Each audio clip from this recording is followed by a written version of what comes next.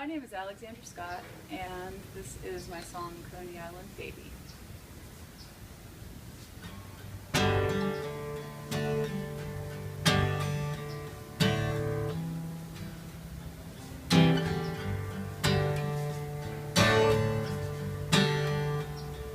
Devil to the right of you, the devil that's inside of you, the worm, the man, the moon, the tree, the cloud, the weed, the sky, the ground, cherry orchards that abound, and drums that beat, and marching feet, and angels.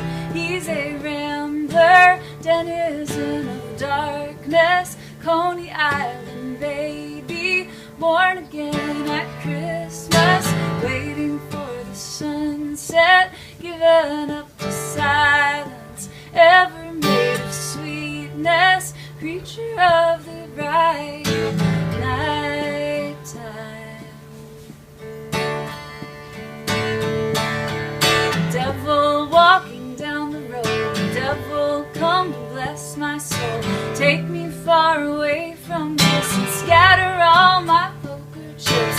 Sweet serpent kiss boils my blood and makes me now surrender. He's a rambler, denizen of darkness, Coney Island baby, born again at Christmas, waiting for the sunset, given up to silence, ever made of sweetness, creature of the bright night time.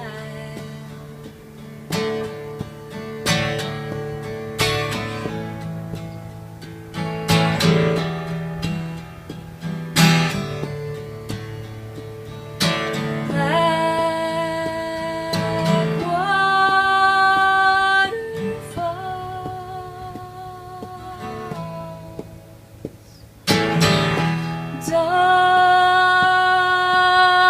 star,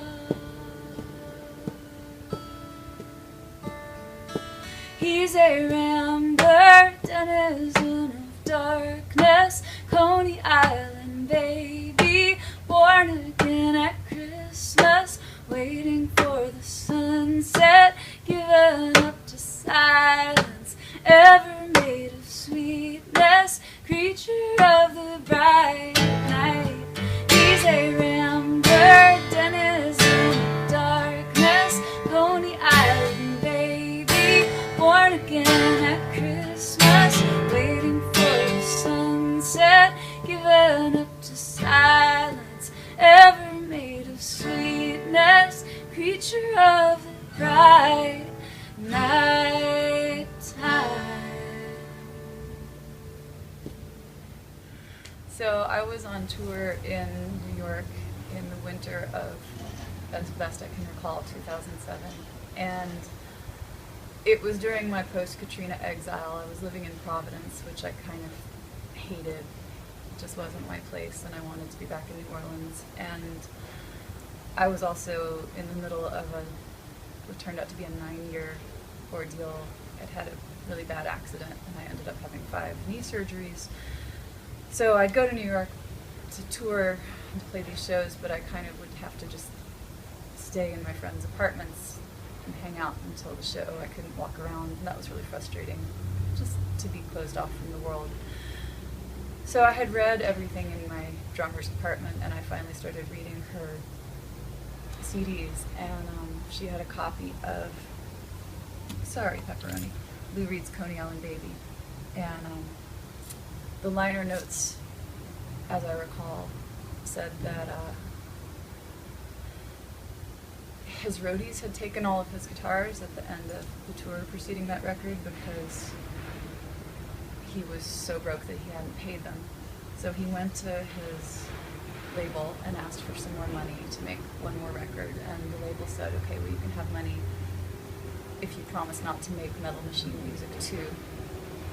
And it had just never occurred to me that Lou Reed, who I think of as being awesome all the time, would ever have been as dejected as I was feeling at the time.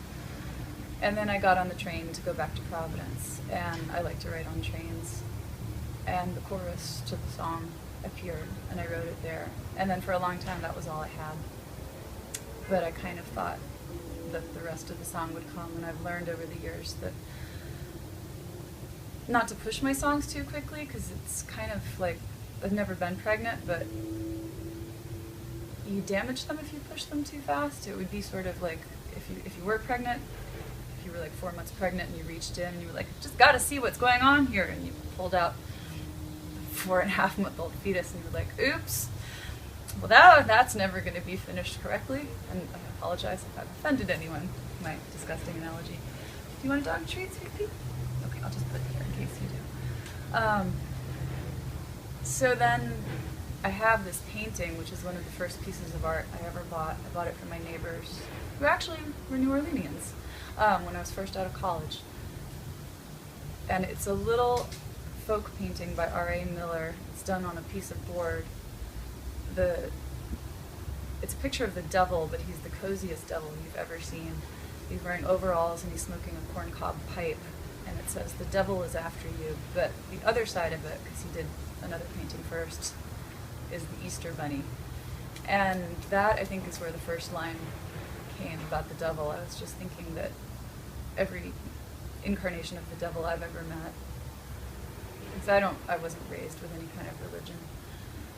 I just grew up on a farm, and I got to make up my own mind about things, which was a nice gift from my parents.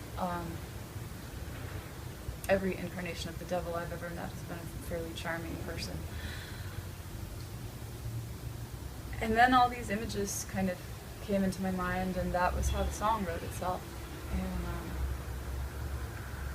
sometimes your songs are a mystery, or at least mine are a mystery even to me, and I kind of like it that way. I know what it makes me feel. I know what I feel when I sing it, but I'm not sure I could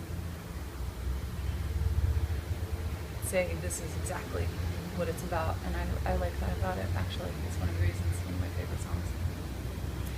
All right, Pepperoni and I, over and out.